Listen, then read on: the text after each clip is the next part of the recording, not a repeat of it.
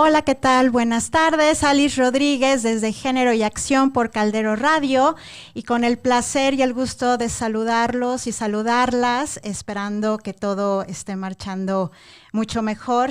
Y bueno, pues aquí muy contenta de tener en la presencia en este programa de Naye Rodríguez y de Alejandra Castro, el programa del día de hoy. ¡Bravo!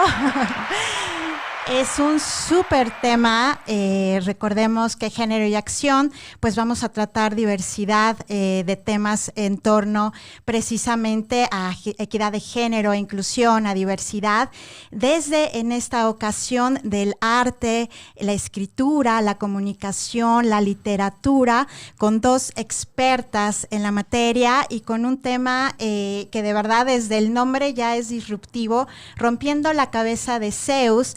Somos mujeres creadoras o musas.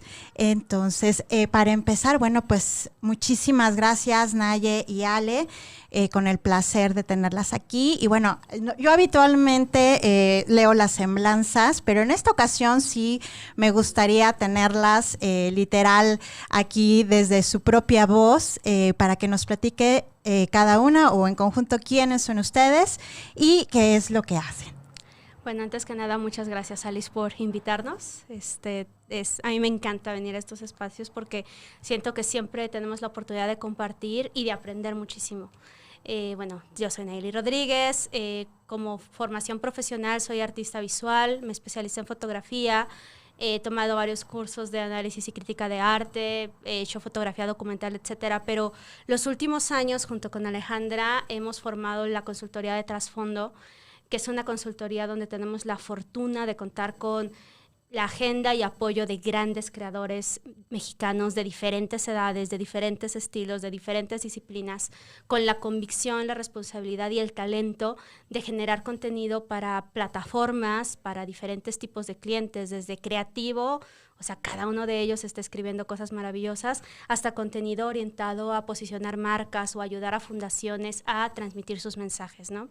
Eso es lo que hacemos en Trasfondo. Somos especialistas en conectar, contar historias, generar emociones, conectar con emociones. Y pues es mi placer tener ya 14 años como directora de proyectos creativos en diferentes instancias. He trabajado en industria privada para Ford, para Walmart, para Liverpool, para D.O., en instituciones públicas. He hecho campañas para partidos políticos, he tenido la fortuna de hacer estrategias de comunicación para divulgación de campañas medioambientales para Semarnat, para Sedema, para diferentes instituciones educativas, etcétera, ¿no? Y bueno, después de esta carrera es que queremos crecer la calidad y la belleza de lo que se puede encontrar en el universo digital, con el esfuerzo que implica Trasfondo y con el talento y la capacidad que a mí me sigue maravillando de cada una de las personas que colabora escribiendo con nosotras. Pues ya todo un mundo. ¿Y tú, Ale? Bueno, yo soy escritora y como mucho escritor, pues he pasado por todas las etapas, ¿no? He pasado por las becas, los premios y dices, qué padre, y después vienen estas grandes sequías de trabajo y esa es experiencia personal lo que me hizo darme cuenta. Mi formación más grande como escritora ha sido en el teatro, ¿no? Y pasa exactamente lo mismo, hasta que llega un mágico productor que te dice, ok, bien padre que seas creativo, bien padre que tengas estas ideas, pero ¿cómo vas a lograr conectar y recaudar dinero de tu creatividad? Y es lo que yo le decía a Nayeli, es que hacen falta como productores en la literatura, o sea, gente que, si tú ya eres capaz de escribir una novela, vas a ser capaz de escribir una parrilla de contenidos muchísimo más fácil y no tiene por qué ser algo árido o poco provisto de arte. Entonces, después de una beca importante, que fue la beca de la Fundación para las Letras Mexicanas, que tuve 2012 a 2014, hay un refrendo y tuve la oportunidad de ser de las muy pocas afortunadas que tiene de refrendo. Y después de ese beca le digo a Nayeli, pues que conocemos una cantidad enorme de creadores que de verdad ahorita van a ir a atender un café o a regresarse a casa de sus papás. Muchos de los que vienen de provincia es la realidad más terrible. Vienen gente talentosísima. La Fundación para las Letras Mexicanas es un esfuerzo realmente consciente de siempre traer gente de toda la República. Y muchísima gente dice, pues qué padre fue ser escritor 1 o 2 años, ya me voy de regreso a mi casa porque no les alcanza para una renta en el Distrito Federal. Entonces, yo viendo esas realidades, viendo gente muy talentosa que se regresaba a pueblos lejanos a trabajar en el trabajo de la familia, dije, no, es que se puede ofrecer algo más. Entonces, siendo Nayeli mi compañera de vida y mi pareja, le dije, oye, pues, ¿tú qué sabes vender? Véndenos, ¿no? Okay. Esa fue como la petición.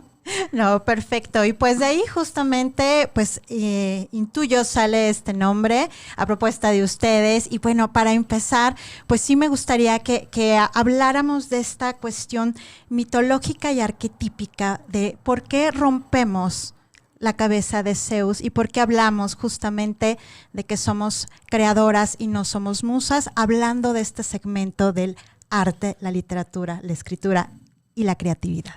Pues mira, en la mitología se supone que Atena, que es una de las diosas principales del panteón griego, o sea, es una de las diosas más relevantes en todo el mito, ella es hija de Zeus, ¿no? Y de hecho no tiene madre, o sea, a diferencia de todos los demás hijos de Zeus que tenían madres diosas o otras madres humanas, Atena nace de su cabeza, nace de una migraña de Zeus. O sea, Zeus está con una migraña imposible, nadie puede quitarle la migraña, y entonces en la desesperación llaman a uno de sus hijos, que es Hefestos, en la mitología romana se convertiría en Vulcano, que es el herrero, el que hacía todas las armas de los dioses, y entonces llega con un hacha y literalmente le da un hachazo en la cabeza, y de ese hachazo nace Atena, que se convierte en la diosa de la sabiduría y en la diosa de la guerra. Y es una diosa que, hablando de los valores de la sociedad griega y de la mitología griega, puede hacer frente a todos los dioses en igualdad de circunstancias. De hecho, en muchos mitos se hace referencia a que es la favorita de Zeus, ¿no? Pero al final del día nace de su migraña.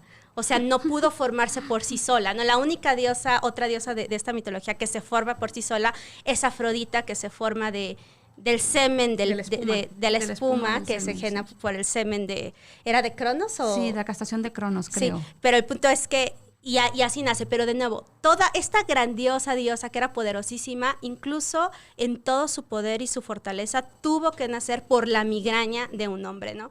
Pero al final del día se rompió la cabeza. Entonces, justamente sabemos que en la tradición de la literatura y del arte en general, para las mujeres ha sido difícil hacernos del lugar que merecemos, pues por la capacidad de creación, ¿no? Equitativa entre hombres y mujeres, pero ha sido difícil llegar a ello, ¿no? Entonces, justamente, pues creo que estamos en un momento donde estamos rompiendo o terminando de romper la cabeza de Zeus para determinar que las mujeres que estamos en el arte somos creadoras, ¿no? O sea, somos creadoras de pintura, de fotografía, de literatura, de cualquier disciplina artística que quieras, cuando antes únicamente podíamos ser las musas, ¿no? O sea, lo que inspiraba al gran artista. Sí, exactamente, y es justamente... yo recuerdo de haber leído hace mucho tiempo hablando de empoderamiento y hablando justamente de esta cuestión arquetípica de las diosas griegas, ¿no? De Gajan Shinoda Bolen, una gran psiquiatra que habla de las diosas de cada mujer y los dioses de cada hombre. Y justamente a colación es eso, ¿no? Donde nos perdimos, ¿no? Dentro de ese poder que como diosas, hablando de mitología, pero que también hablamos de temas de personalidad, ¿dónde nos perdimos? Y es justamente ahí. Pues ¿desde cuándo? ¿Desde cuándo empezamos justamente a considerarnos mujeres creadoras? Bueno, nosotros empezamos, te mandamos unas, y lo quisimos ir más atrás. La idea del artista no es tan milenaria como nos gusta pensar, ¿no? Pensamos artistas, pensamos un museo, pensamos un montón de cuadros colgados. Pero si nos damos otra vuelta y nos volteamos al lado del arte antropológico, pues tenemos un hermoso penacho de Moctezuma, ni la menor idea de quién lo hizo.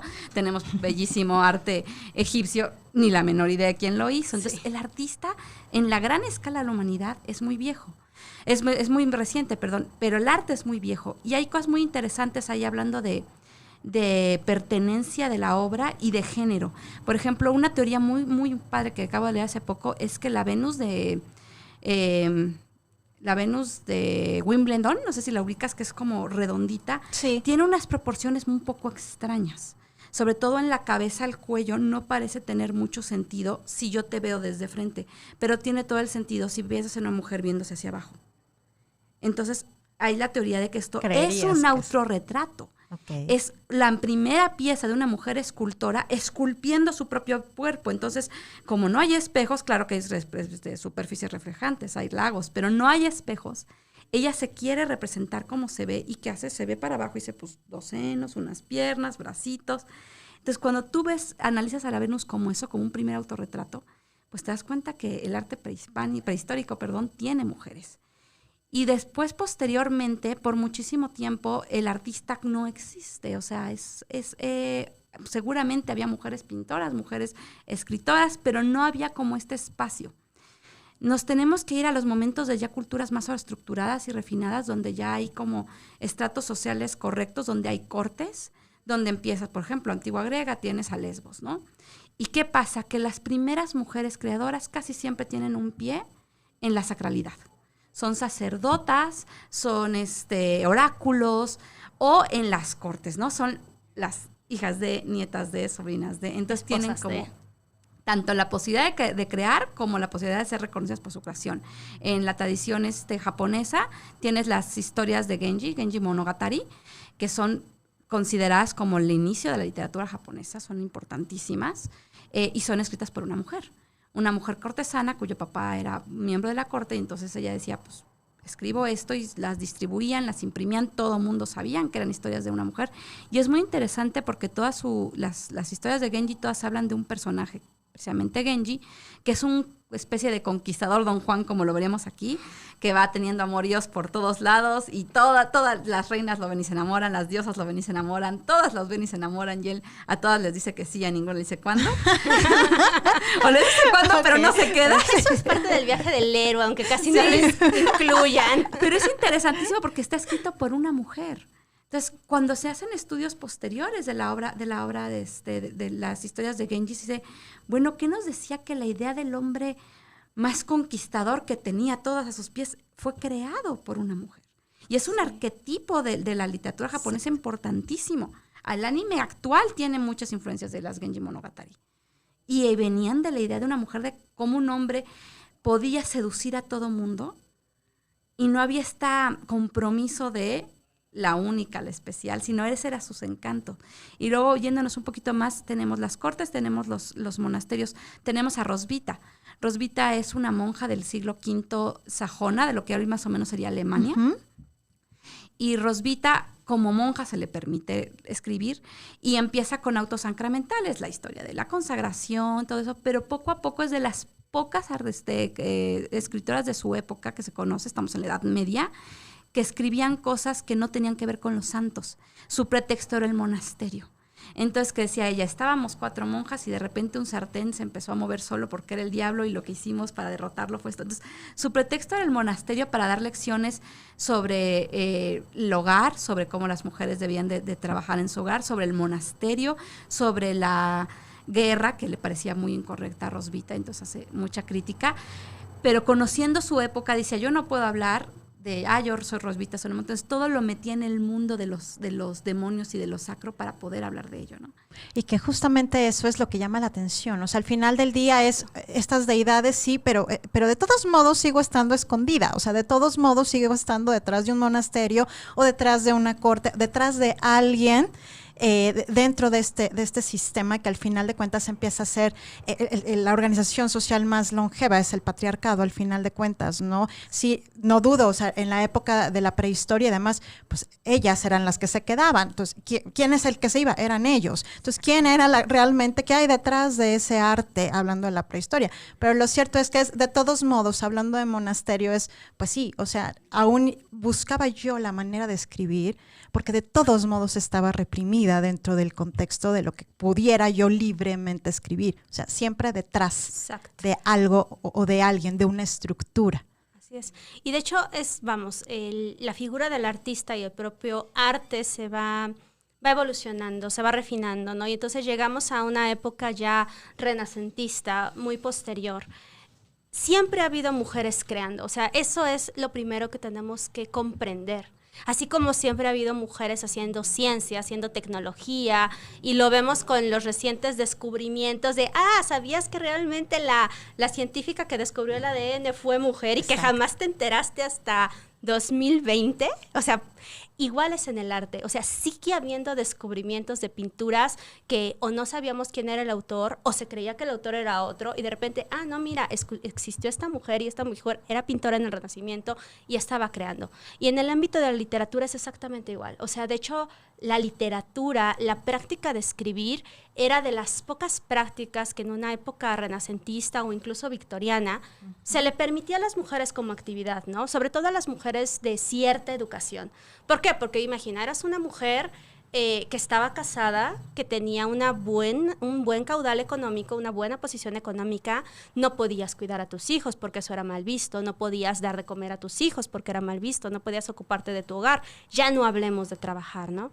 Entonces, las mujeres, ¿qué podían hacer? Podían escribir. Entonces, era bien visto que las mujeres leyeran y escribieran, pero no que publicaran, ¿no? Entonces, ¿qué podían escribir las mujeres de esa época? Podían escribir sus diarios, podían escribirse cartas, o sea, esta tradición de la carta pastoral que luego se vuelve muy común entre autores hombres. Bueno, las mujeres la realizaban mucho, ¿no? ¿Dónde podían escribir? Podían escribir en su cuarto, en su habitación o en el monasterio, que es lo que hemos estado diciendo, pero al final del día tienes muchísima revelación incluso actualmente de textos, de obras que fueron creados por mujeres y creemos que eso se quedó en el Renacimiento, pero no, llegamos al modernismo, llegamos a mujeres que hoy están con vida, que son nuestras abuelas o que son nuestras madres en algunos casos, y te enteras que hubo toda esta tradición de que como la mujer no podía publicar o publicaba con seudónimo masculino o el esposo publicaba, ¿no? Y entonces tienes estas grandes parejas de dos creadores donde él era wow,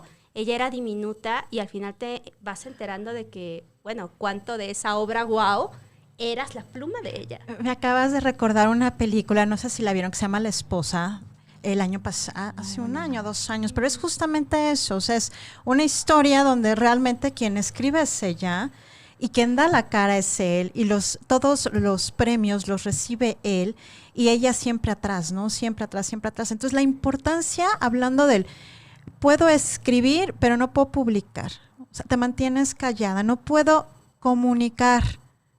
Exacto, Entonces, no puedo existir. hay cosas exacto, lo que no se dice. Por ejemplo, en este mundo de la escritura privada, de la escritura no pública, crecen géneros. Virginia Woolf habla mucho de eso, claro. Una habitación propia.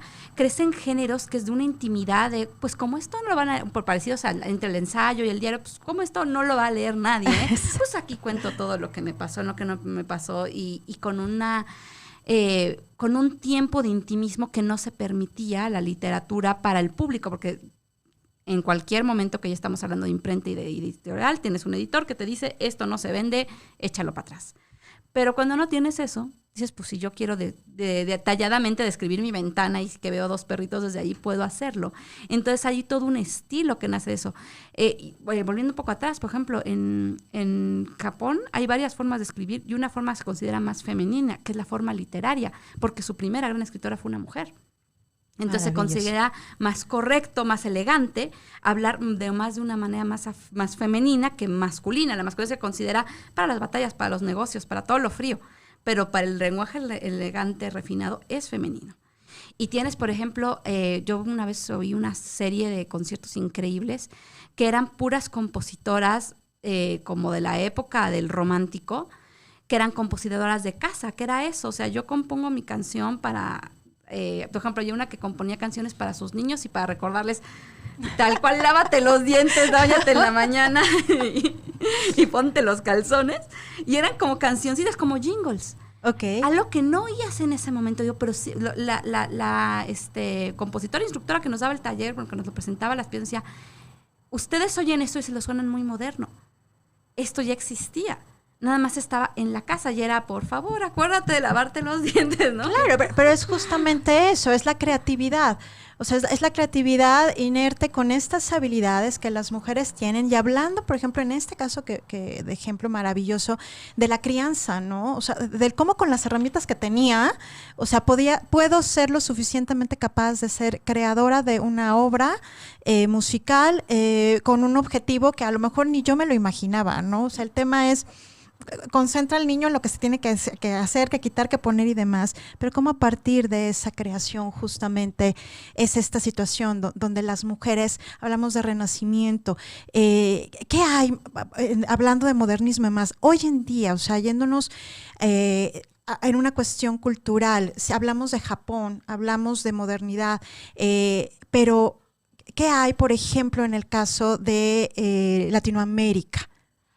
Pues mira, si venimos al presente, tenemos que recordar, me regreso pocos segundos, que no únicamente la mujer no podía publicar y no podía ser autora, ¿no? Incluso su participación en actos performáticos, como puede ser el teatro, o sea, en el teatro victoriano, cuando Shakespeare escribía, la mujer no podía estar en el escenario, ¿no? ¿Qué veo yo actualmente en Latinoamérica y en el mundo? Creo que los cambios en los paradigmas de comunicación que nos traen las redes sociales, los cambios digitales, son parte del fenómeno que ha abierto las puertas a que haya una democratización absoluta hacia los creadores, ¿no? Bueno, quizá no absoluta, porque obviamente pasa por las capacidades de poder acceder al universo digital. Pero una vez que cruzaste esa barrera, que puedes acceder, por ejemplo, aquí en la Ciudad de México, que tienes acceso a una computadora, a un café internet, donde puedes publicar, la mujer empieza a tomar cada vez más fuerza y empieza a notarse la presencia que tiene. Hoy por hoy, muchas creadoras que tienen mayor edad que nosotros y por ende muchísima más experiencia que nosotras pueden decirnos qué tanto ven, si las cuestiones ya son equitativas o no. El diagnóstico que yo he recogido en muchas ocasiones es que no. O sea, seguimos sin estar en una equidad. Seguimos sin que haya los mismos espacios, los mismos reconocimientos y muchas cosas. Pero al margen de hablar de si eso es justo o no es justo, creo que la razón por la cual esa equidad se va alcanzando poco a poco es porque si yo soy autora hoy y no he podido encontrar una revista que me quiera publicar o no sé, una editorial que quiera tomar mi novela, puedo encontrar la manera de hacer mi espacio en línea y puedo encontrar la manera de publicarlo, de monetizarlo y de llegar a las personas y de demostrar que estoy aquí, estoy escribiendo y estoy haciendo algo que vale la pena. No sé tú cómo lo ves. Bueno, por ejemplo, la tradición mexicana es impresionante. Abres con bombo y platillo, Sor Juana Inés de la Cruz. Nadie niega el absoluto genio de esa mujer. Reconocida en su tiempo, reconocida después. Sí tuvo problemas y sí tuvo censura y sí se le pidió que dejara escribir. Pero el pretexto en ese entonces no era que era mujer, era que era monja. Entonces le decían, ya usted dedíquese a rezar y deje de escribir. Obviamente el problema era con que era mujer, pero el pretexto era ese. Y después, pensando en este programa, dije, bueno, me voy a ir por las mexicanas. Y dije, a ver, pues ahí tenemos en la independencia de los independentistas, pues el pensador mexicano escribe una novela muy interesante que se llama La educación de las niñas, pero él es varón, ¿no? Dije, ok, vámonos otro poquito más adelante, el romántico.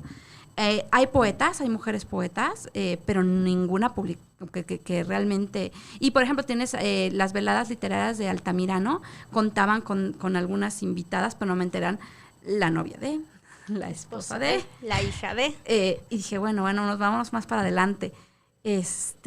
Tienes a las benefactoras con los contemporáneos y realmente casi tienes que empezar el siglo XX. Es a donde quería llegar. Tienes que irte con que ya Castellanos, ya es una mujer con un gran nombre por sí misma. Y tienes los casos que comentaban ayer, que me parece muy interesante tomarlos. Tienes a Octavio Paz y Elena Garro. Entonces todo el mundo, Octavio Paz, oh Dios, el genio. Esa historia me encanta. Y al ladito, literario. Pues esta chica Elenita, muy simpática, ¿no? Y muchísima gente dice, y no, yo no lo dudo, por el carácter de ambos, el carácter literario de ambos, que los celos de Paz por Elena eran desbordantes y no eran celos de pareja, eran celos literarios. Que alguna vez ella llegó a intentar la poesía, porque ella es pues, reconocida en teatro, reconocida en novela, pero no destaca mucho en poesía, aunque son muy poéticos sus textos. Y que cuando se lo mostró, él dijo, si tú publicas eso me vas a arruinar. Y le lloró. Y la hizo quemarlo. Es una de esas leyendas. De esas anécdotas que se que quedan. Uno dice... Híjole, Susana. Y no por estuvimos ejemplo, ahí, no lo sabemos, pero ahorita tienes en la UNAM, en la editorial del UNAM, una colección muy interesante que se llama Vindictas, que nace de eso, nace de la idea de, ok, tenemos estas grandes autoras, de las cuales creo que solo una está muerta, la mayoría están vivas, que publicaron en mediados y finales del siglo pasado, o sea, del siglo XX, que fueron obras que tenían una extraordinaria calidad, pero que pasaron de noche, que se olvidaron, o sea, tuvieron su pequeño boom en su momento en los 70s, 80s, y luego nadie las recordó por décadas. Y que ahorita dicen, a ver, vamos a recordarlas y a recordar que... Y entre ellas autoras tienes a Tita Valencia, que ella escribe El laberinto, me parece, y en esa obra habla del abuso que tuvo de parte de Arreola como mentor, que fue una relación súper abusiva donde Juan José Arreola igual mezclaba eso que era muy común y sigue siendo terriblemente común, ¿no? Soy tu maestro, mentor y entonces somos amantes, pero yo estoy casado, pero tú escribes muy bien, pero no publicas así, pero publicas así, y sí, pero luego, y te pongo un pequeño papel en este trabajo, un pequeño papel en este otro, y ella se cansa, lo deja y publica esto, y eso le cuesta el exilio literario. Y claro, ¿no? Ya hablaremos un poquito más adelante, pero es justamente este tema, hablando de este activismo que en su momento trataremos, ¿no? De hasta qué momento también se rompe con este esquema. De claro que es un abuso, por supuesto que sí, y es muy tendencioso, y hasta la fecha es sumamente tendencioso hablar de gente creativa, de cómo es el abuso hacia la mujer, pero también nuestra falta de empoderamiento, consentirnos muy bien, como dijo Nayeli, en cuestión de este empoderamiento, el decir, ok, la editorial no me quiere publicar, pues sí, puede ser por una cuestión de género, sí, por supuesto, porque le apuesta más a él que a mí, porque a lo mejor yo no tengo este plus de ser un marketing maravilloso, pero yo lo busco, ¿no? Pero del cómo efectivamente, hablando de estas historias, es a partir de este abuso donde nos hacemos conchita y nos da miedo salir a la luz, ¿no? Entonces, imagínate, estamos hablando del siglo XX, o sea, nada, o sea, realmente nada. Sí. Entonces, creo yo que aquí sí es un punto de alzar la voz en ese sentido, ¿no? Sobre todo partiendo de trasfondo, partiendo de ustedes, de a quienes sacar, ¿no? De esa búsqueda que están ahí y que la realidad de las cosas es que no están tan expuestas las mujeres escritoras, comunicólogas y demás como lo puede estar el hombre. Bueno, es que ese paradigma, lo acabas de decir, no se ha roto. O sea, esa dinámica no se ha roto. Lo bueno es que ahora tenemos posibilidad de romperla, ¿no? O sea, eso sí, no es fácil. O sea, hay una de mis editoras a la cual yo respeto muchísimo, no únicamente por su gran calidad en cuanto al trabajo, sino por su calidad humana. O sea, es una persona que ha luchado para llegar al lugar en el que está. Es más joven que yo. Yo la conozco desde que ella tenía 17 años y yo tenía 20 y tantos. O sea, es bastante más joven que yo. Pero la verdad es una chica que merece todo mi respeto. Y ella justamente en pleno siglo XXI, en una ciudad capital, se enfrenta a eso, ¿no? Se enfrenta en el ojo del Me Too. O sea, estamos hablando en el ojo cuando se supone que las mujeres estamos denunciando. Ella se avienta a hacer una denuncia compartida con un editor y le cuesta el trabajo y le cuesta el oprobio y le cuesta la agresión de toda, o no toda, pero un gran parte de ¿cómo se llama? Del círculo editorial en la ciudad de donde ella vivía, ¿no? No voy a decir su nombre, obviamente, por proteger su intimidad y el hecho de que hoy por hoy ha ido retomando su lugar. Pero es súper contrastante ver cómo hay mujeres a las cuales les cuesta. ¿Por qué? Porque vienen de un contexto sin tantos privilegios, porque vienen a lo mejor de un esquema rural, de un nacimiento en un entorno rural, que les ha costado tanto abrirse paso y lo consiguen por su calidad y por su capacidad. Y de pronto decir, este editor me acosó y acosó a ella y a ella y a ella, y pum, ¿no? Las quieren retornar casi hasta el final, hasta el comienzo, y es como el dicho que dicen tantos, mujeres a la cocina, ¿no? Exacto. O sea, seguimos en ese paradigma. Y tenemos también los casos, no sé, como creo que es Nelly Campobello, ¿no? O sea, mujeres que se dedicaban a la actuación o a la danza y escribían en su casa. Y hasta que mueren, al nieto o al hijo o al primo dice, mira, la tía escribía. Me dejó, y ahí por ahí apareció. Sí. Y te encuentras con verdaderos tesoros de la literatura. Y es justamente aquí donde a mí sí me gustaría como que andar un poquito en cuestión de a partir de estas primeras escritoras que ya hemos avanzado, que hemos platicado, pero es justo, ¿dónde ustedes consideran que es ese punto medular que hace romper esa mitología, ese arquetipo del decir, basta, nosotras somos las creadoras, no somos las musas, no somos las inspiradoras de ellos? Yo creo que siempre hubo mujeres con eso súper claro, ¿no? Por ejemplo, le decían ayer cuando está haciendo como pues está Mary Shelley, ¿no? Pero nuevo, Shelley firma con el apellido del esposo, ¿no? La monumental Simone de Beauvoir, extraordinaria y feminista, pero todo el mundo la abraza. Por ser la esposa de Sartre. Es la esposa de Sartre. Sartre se casó con una chica bien inteligente, exacto, ¿no? Y tienes a otras un poco más rebeldes, Marguerite Duras, que aparte habla de sexualidad, en épocas que no hablaba de sexualidad, y habla de una mujer...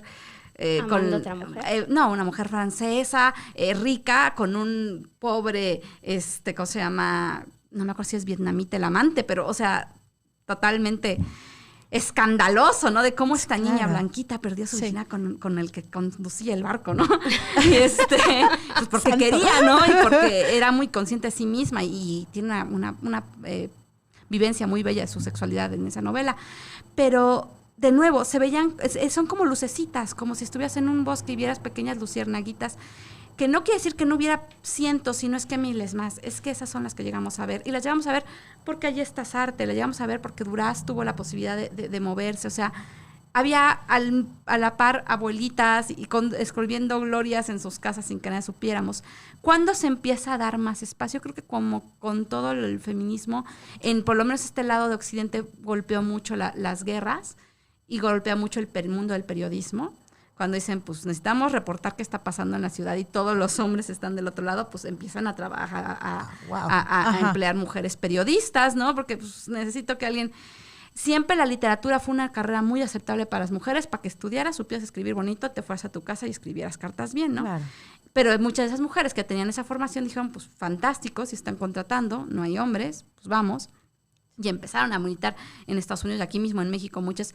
Hay un grupo que ahorita no recuerdo, en el cual está Ponia Tosca y otras autoras que firmaban todas con seudónimo.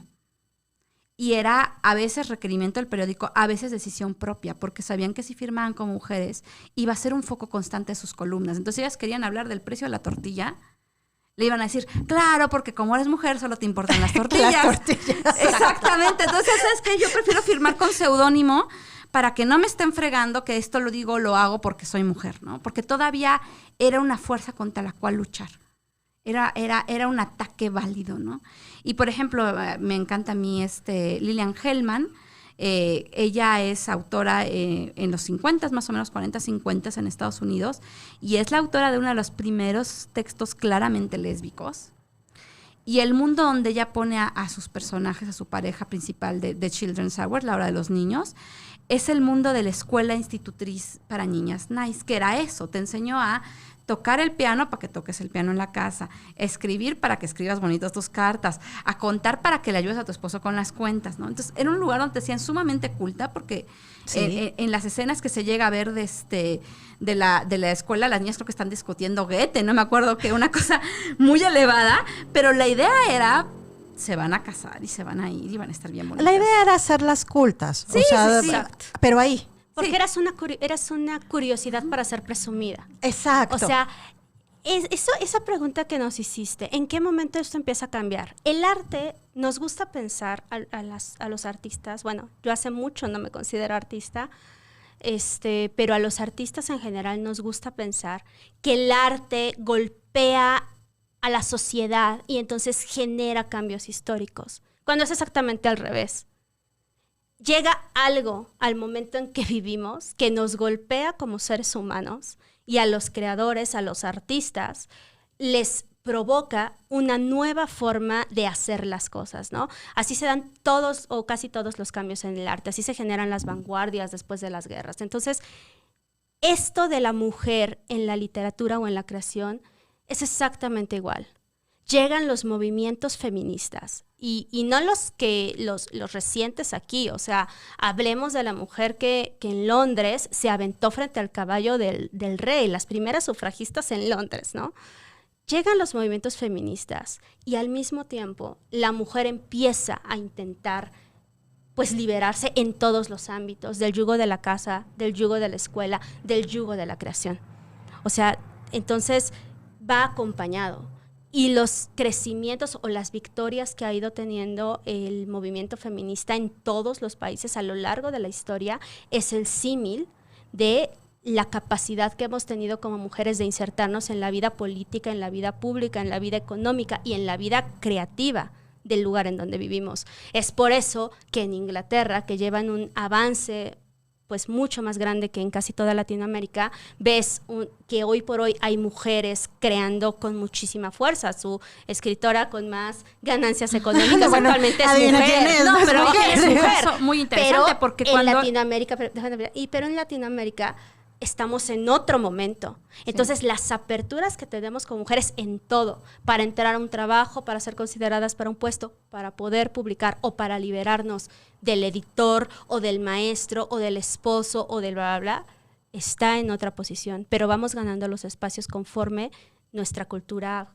social avanza. Sí. Y, por ejemplo, J.K. Rowling llega con sus... Dicen que por favor le ponga solo las iniciales de su nombre porque no creen que sus lectores quieran leer una novela escrita por una mujer.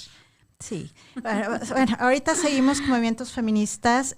Vamos nada más aquí a agradecer a Giovanni Gersaín, a Arturo Ortega, a Marco Antonio Pérez, a Carlos Bellato, a Mayo Ortiz, a Carlos Valdespino, que por aquí nos está poniendo que otro caso de robo de obras fue Margaret Kane.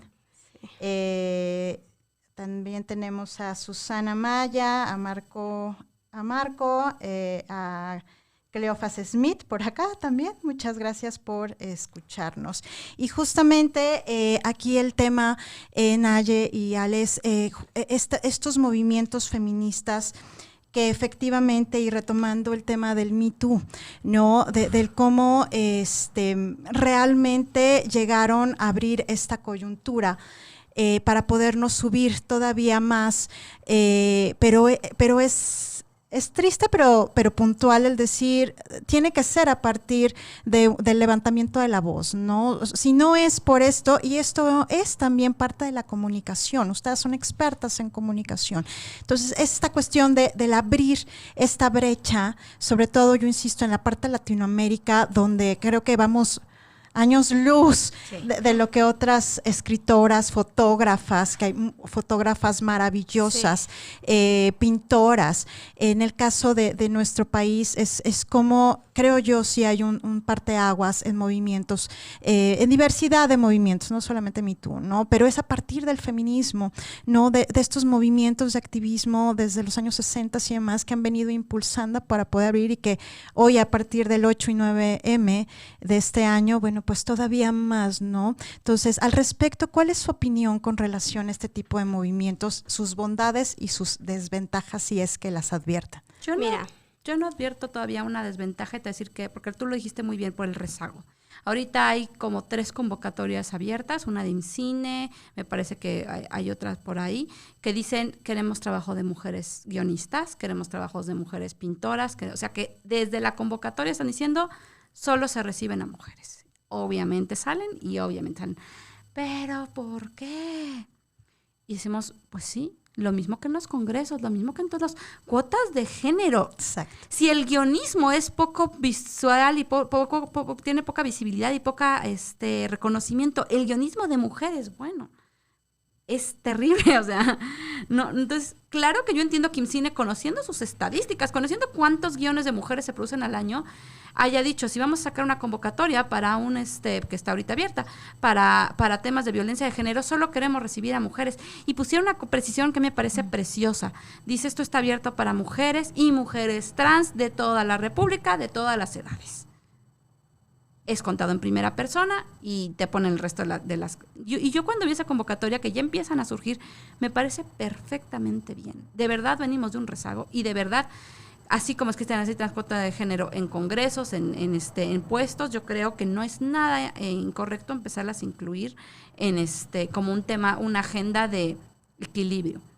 Hace poco la Filuni del año pasado, esta no se llevó a cabo porque contingencia, se decía mucho el dato, ¿no? Entre 70 y 80% de las personas que trabajan en el mundo editorial son mujeres, pero solo representan el 20 al 30 de los puestos de mando. Y yo creo que eso es muy alto, entre el 20 y el 30. Y era impresionante porque cada vez que Volpi o Socorro Venegas, Socorro como editora de libros UNAM y Volpi como director de cultura de UNAM, decían el dato, volteabas y veías un cuarto lleno de mujeres que decían, pues sí. O sea, yo estoy aquí porque me fascina y me encanta y porque en mi trabajo me dieron la oportunidad de venir y porque no soy la jefa. Mi jefe no está aquí, porque mi jefe... Entonces... pues veías eso, ¿no? Todas ellas eran mujeres, las que estaban haciendo los libros son mujeres, pero los que se están llevando el premio siguen prioritariamente siendo hombres. Entonces, claro que es importante empezar con cuotas de género, empezar a equilibrar la balanza. Ese es mi punto. Yo creo que estamos en un punto donde de verdad el péndulo sí ha estado mucho hacia un lado y todavía es necesario jalarlo, ya no digamos hacia el centro, un poquito más hacia el otro, comprendiendo que en algún momento se va a regresar. Mira, nosotras, además de ser mujeres, somos gay, ¿no? Somos pareja. Entonces, pertenecemos a otro colectivo, por así decirlo, que también se ha visto golpeado y que también desde los años 50, 60 ha empezado a buscar una serie de derechos y de seguridades, ¿no? Y justamente es eso, los grupos vulnerados o vulnerables, sin importar cuál sea, o sea, ya sea los grupos vulnerables por una cuestión económica, por una cuestión de género, por una cuestión de diversidad, por una cuestión de lugar o región donde se vive. Los grupos vulnerables tienen que generar colectivos, tienen que generar comunidad, unión, porque es la única forma de que la voz sea lo suficientemente fuerte, como para que las personas que toman las decisiones, que normalmente no son los grupos vulnerables, porque si ellos tomaran las decisiones no serían grupos vulnerables, hagan cambios que permitan que haya derechos, equidad, igualdad, etcétera, ¿no? La tristeza que a mí me da con los colectivos feministas es que no somos una minoría. Las mujeres no somos minoría, al contrario, somos una mayoría, y pese a ser mayoría, somos un grupo vulnerable. O sea, entonces yo creo que ahora nos enfrentamos a una animadversión de parte de ciertos sectores que no quieren el cambio. Nos enfrentamos incluso a una diferencia de discursos dentro de los colectivos feministas, las que se consideran feministas moderadas, las que se consideran feministas radicales, las que se consideran feministas políticas o sociales, etcétera, ¿no? Y nos encontramos con una diferencia de posturas. Pero yo creo que lo que tenemos que comprender al final del día como mujeres es que el feminismo deberíamos de sentirlo como la negación del no. Eso lo escribí yo alguna vez, ¿no? La negación de no puedes.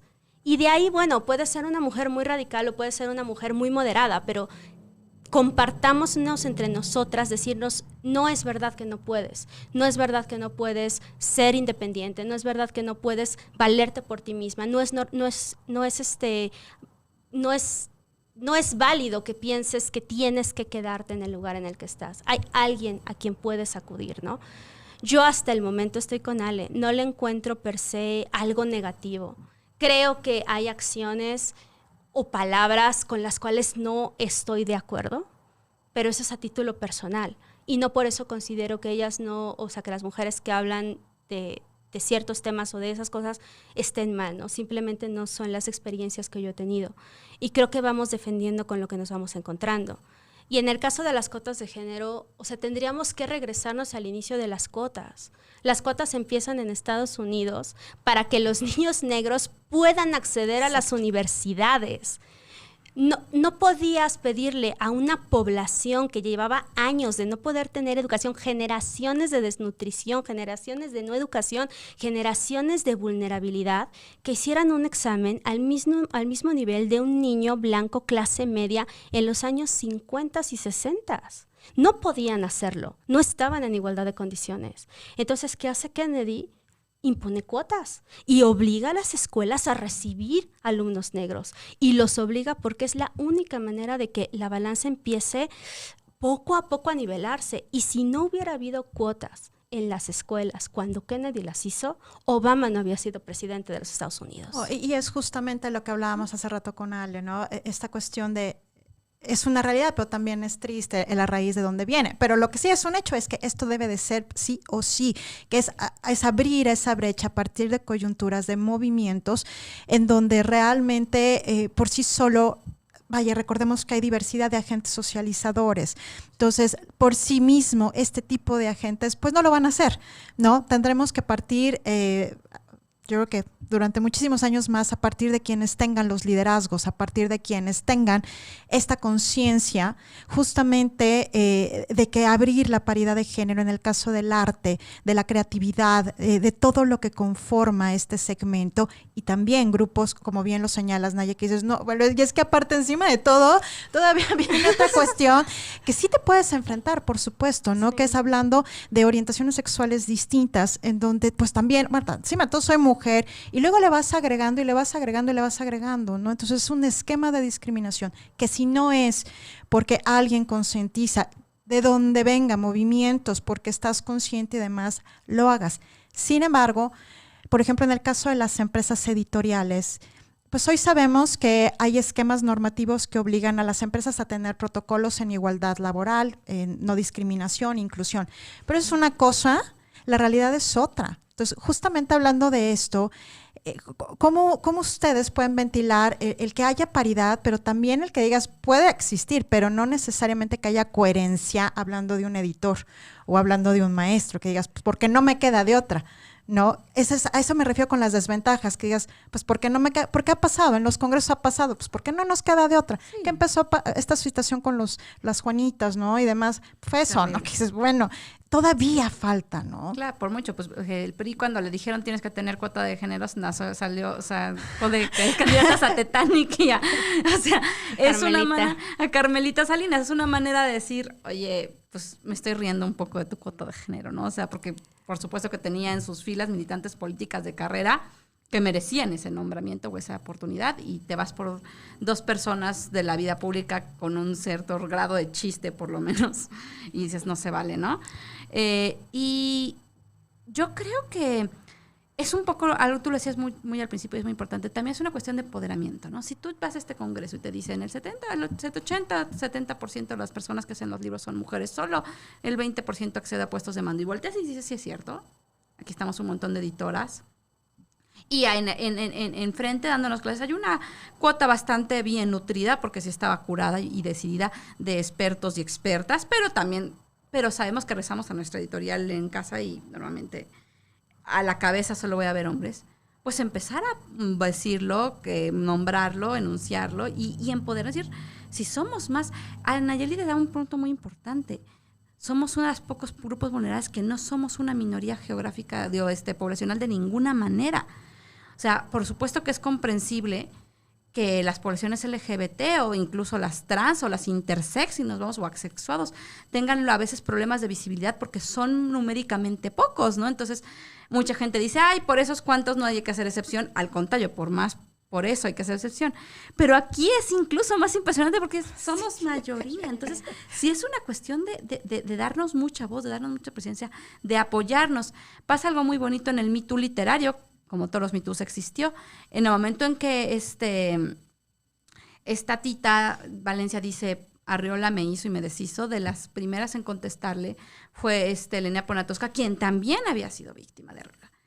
Y quien dijo, yo me lo callé por todos estos años y por esto y esto y esto, y por la forma en la cual se manejan, pero no fue idóneo, no fue justo conmigo, no fue justo con las que vinieron después que yo, no fue justo. Entonces, había esta conciencia de, te pasó el acoso, te pasó la cosa con el gran maestro Vaca Sagrada, y la idea era, pues, si no lo voy a tomar, si no lo voy a aceptar, tomo mis cosas, me retiro y me voy. Y no, si veo que viene otro entrando por la puerta, no voy y le digo, oye, ni entres porque ahí no están bien las cosas, ¿no? Claro. Y ahorita ya hay un no. Cuando empezaron los Me Toos, tanto de editores como de poetas, como de dramaturgos, me tocó yo conocía muy directamente un caso que es Chías, y conocía a chicas que habían sido víctimas de él, y me pasó a expresar públicamente mi apoyo de sí. Yo conozco víctimas de Edgar Chías y sí creo que Edgar Chías no tiene la actitud correcta cuando da clases, y recibir ataques de muchas amigas, ¿no? Que no lo conocían así, y yo te creo completamente que tú no le conozcas esa cara, que tú no lo conozcas así, pero yo sí le conozco. La mayoría de mis amigas que por así decir, defendían, eran de la edad de él, no de la mía. Entonces, claro, con sus contemporáneas claro, no había abuso de poder porque no tenía poder, estuvieron juntos. Por supuesto. Pero cuando llegas conmigo, pues sí, ¿no? Sí, pues muchas gracias, chicas. Pues ya estamos terminando aquí el tiempo. Pues nada más si nos pueden compartir, por favor, sus redes sociales, y bueno, algún proyecto en corto que estén haciendo. Yo el próximo 14, que no sé qué día cae, porque soy muy mala con los días, tengo una transmisión en vivo a través de Nunca Más Teatro Contemporáneo en Facebook. Es un texto sobre el duelo y pues un poco anidado en este asunto del COVID y el aislamiento, ¿no? Entonces, gracias, Ale. ¿Tú, Naye? Bueno, mis redes sociales pueden encontrarme en Facebook como Naya Rodríguez, pueden encontrarme en Twitter como Lili Ro y en Instagram como Leto Antenora. Dios mío, mis redes son un desastre. Las redes de trasfondo en este momento están pasando por un periodo de reestructuración. Perfecto. Y pronto espero que tengamos ya la plataforma en línea para poder empezar a compartir pues el contenido que hacemos en trasfondo, ¿no? Y que hacen las personas en trasfondo. Y lo último que sí con lo que quisiera cerrar es con esto. Lo único que podemos hacer como grupo, y como grupo en todo sentido, o sea, ser LGBT, ser mujer, etcétera, es apoyarnos y es creernos.